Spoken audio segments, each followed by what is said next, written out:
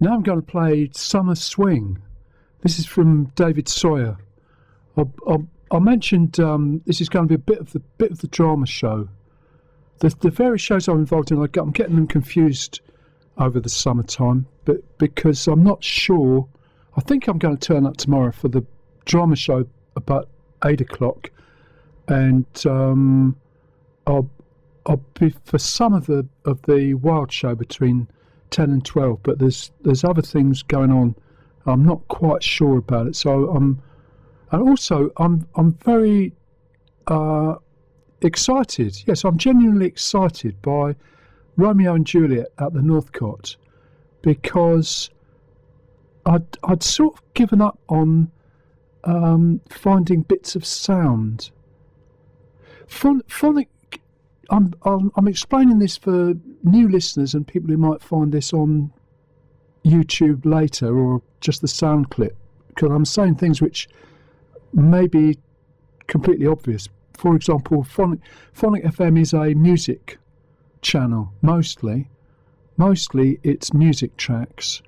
So I got into doing the drama show because the storyteller went on holiday sometimes, and then he went to the south of France, and I think he is back in the UK, but he's not in Exeter this summer. He just came for a quick visit. So I've gradually started doing more drama, and I'm unable to tell stories in the same sort of way.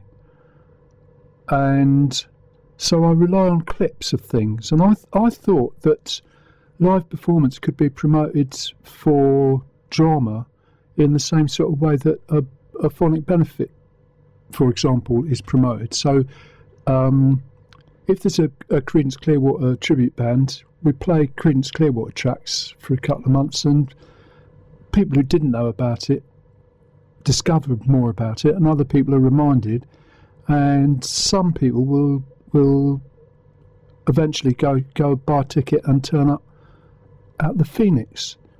And I thought, well, and this sounds a bit simplistic, but can you take a 3-minute sample out of a 2-hour play and give enough idea of what the play's about without ruining the plot or anything terrible like that? But anyway, with the commotion time, there were people prepared to come in the studio and talk about it, and there was music. There was a lot of sound. There was a very produced soundtrack to it all, but they wouldn't release any of it. Whereas with Romeo and Juliet, I've found this out through the echo. I haven't got the echo with me at the minute, but I think I can remember bits and pieces of it. They're going for a 90s soundtrack, including Billie Eilish. And this is where we have to investigate and find out a bit more, because I've discovered that she was born in 2001. So what she actually remembers about the 90s, I'm not sure. And I'm gonna turn to Chris Norton. That's why I'm hoping the Wild Show will be okay tomorrow, between 10 and 12, because he was actually. If you listen to the Wild Show, daytime radio is on a sort of delay mechanism for when pop music was in fact in the charts. So I'm debating with JD on the Wild Show about the 70s and 80s, and Chris brings us into this century sometimes, quite often, mostly, let's say.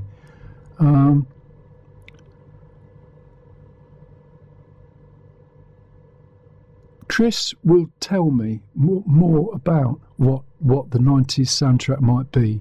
I shall try and find out through what I can remember of what's probably in the soundtrack and what I can find on the phonic archive.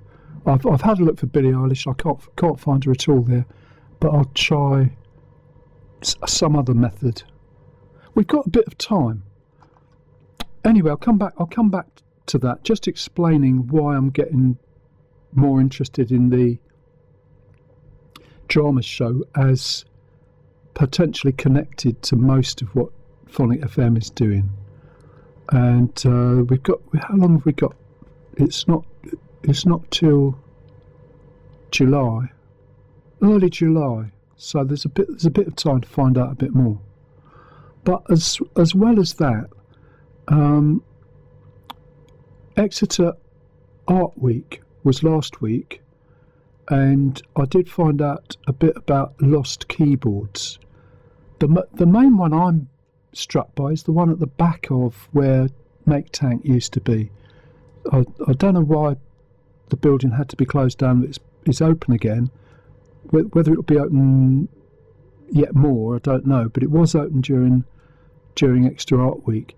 And at the very back there is a keyboard. I think it's an electronic keyboard. I think you can plug a cable into it, but very often it's just stuck in a corner. So the thing about the lost keyboards, I think should have a look at that and maybe build some images or graphics around it.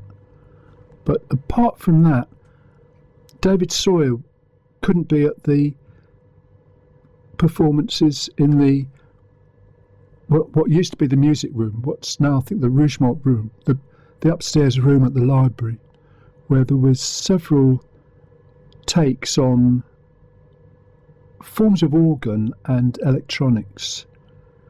And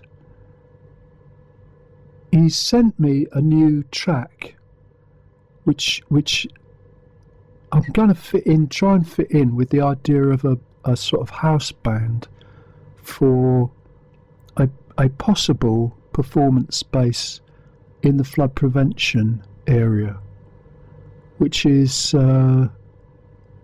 between the river and the canal.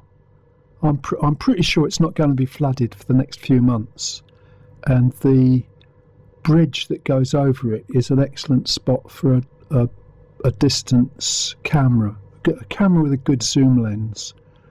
You can have close-up cameras that might just be phones, but how far away the stage would be, I'm not sure, and what kind of musical instruments you build into the space.